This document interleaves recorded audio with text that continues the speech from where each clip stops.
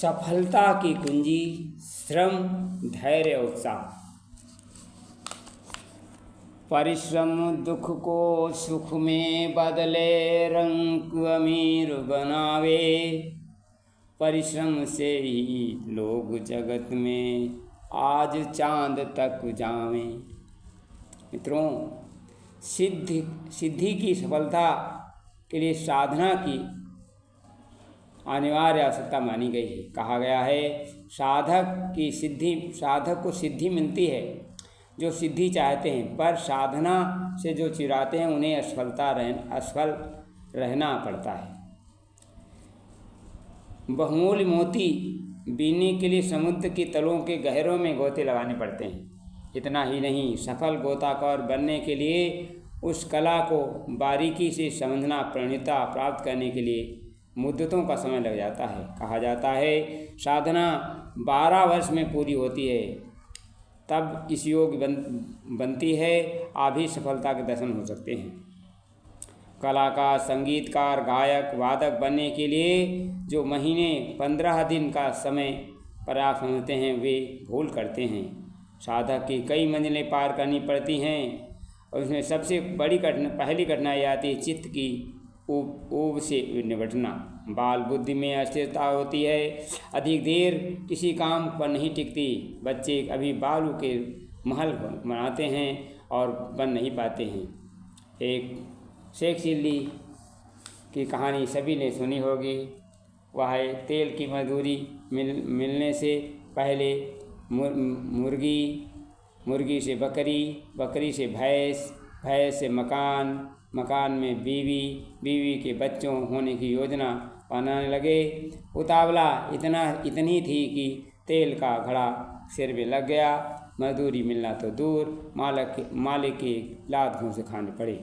यह कहानी सच न भी हो, फिर भी अधिकांश लोग वह लागू होती है।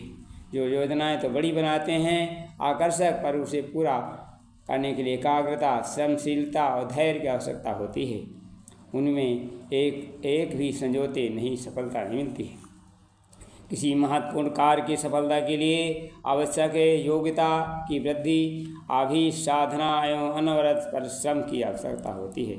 इतने पर भी बीच में परिश्रम असाधारण कठिनाइयाँ भी आती हैं। सफलता दिखती रहती है, जो इतने में घबरा जाते हैं वे निराशा घेर लेती है। मित्रों, एक विद्वान का कथन है कि हर असफलता यह बताती है कि जितने साधन श्रम की आवश्यकता थी उसमें कमी रह गई, इसलिए अब की बार उसे दूने उत्साह से करना चाहिए।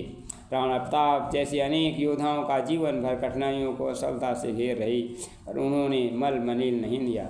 ईसा मसीह आजीवन अपने निश्चित संकल्प की पूर्ति में लगे रहे।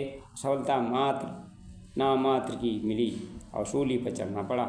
आध्यात्मिक साधनों में मार्गदर्शन अपने शिष्यों को कहते हैं कि अपनाए हुए मार्ग पर जन्मांतरों आरूढ़ रहना चाहिए। एक जन्म में लक्ष्य पूरा न हो सके तो बिना उदास हुए अगले जन्म में पूरा करने का संकल्प रखना चाहिए।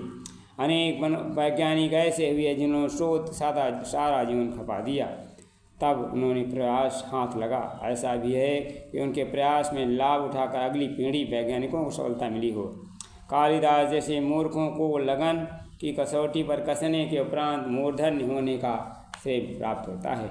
अमेरिका की खोज करने वाले कोलंबस को लंबी समुद्री यात्राओं के बीच में आती हुई प्राणघाती असफलताओं का जो जानते हैं, वे मनुष्य की तत्परता को मूल्य समझने का अवसर मिलता है। जो काम करना है उसे सोच समझ कर किया जाए।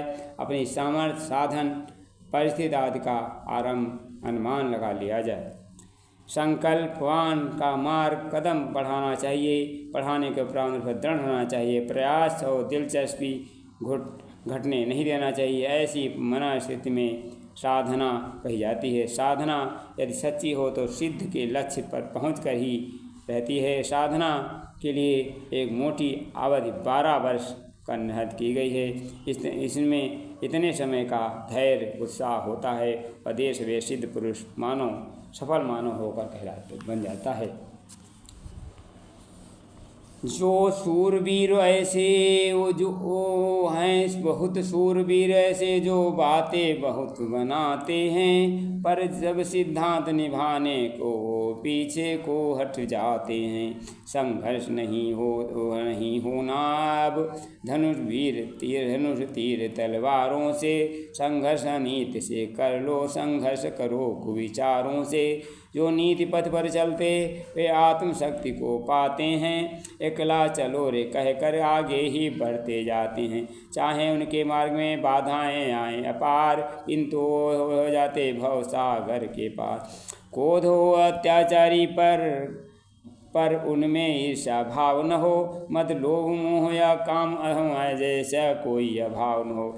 जो अत्याचारी शोषक बन जन जन को सुपीड़ित करते रहते हैं, वह हो प्रतिरोध उनका डट कर वह नीति शास्त्र सब कहते हैं। पर क्रोधाग्नि में आकर वे मत और करो, औरों का उपकार करो, अपनी तप शक्ति बढ़ाकर तुम बस जन जन का उपकार करो।